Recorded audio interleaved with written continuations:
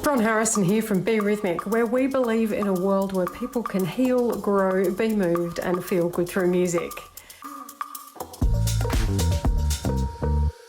So Mark and I have just arrived at the Prince of Wales Hospital because we have been... Where should we go? This way? That way.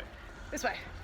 Because we have been invited to get, as specialists in rhythm, to get our brains scanned, which is pretty exciting. And they're testing specifically about how the brain interacts with rhythm. So we've just arrived, and you'll see more from us soon.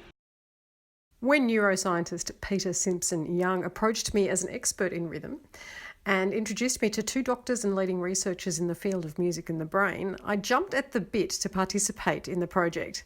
Dr. Neil Todd and Dr. Sendil Governor are studying rhythm and timing skills using EEG to record brain activity. So Mark and myself took ourselves down to the Institute of Neurological Sciences at the Prince of Wales Hospital in Sydney earlier this year, and both doctors proceeded to wire up our brains. Yes, we had those wires and pads attached to our brain to record our brain activity whilst responding to rhythmical stimulus that varied in pitch and amplitude. The doctors were comparing the difference in our brain activity and responsiveness between those that had been trained in music and those that hadn't. So the good news is they found a brain, and the better news is that whilst I can't spill the beans yet on the outcomes of the study, let's just put it this way: us musos are looking pretty smart alongside our non-musical folk.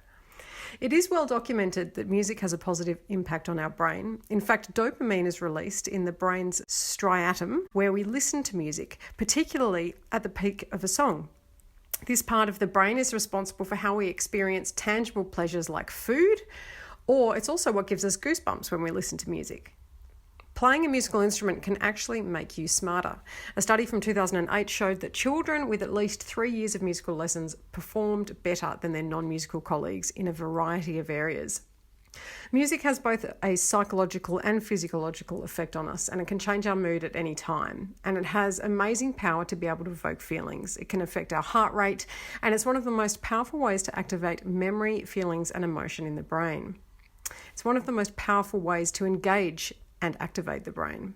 So we will keep you posted when the doctors release their results, and I hope you have a musical day. Ron Harrison is the author and producer of the Be Rhythmic podcast, sound designed by Be Recording. We couldn't do this podcast without our wonderful tutors and students. For more episodes, go to berhythmic.com.au.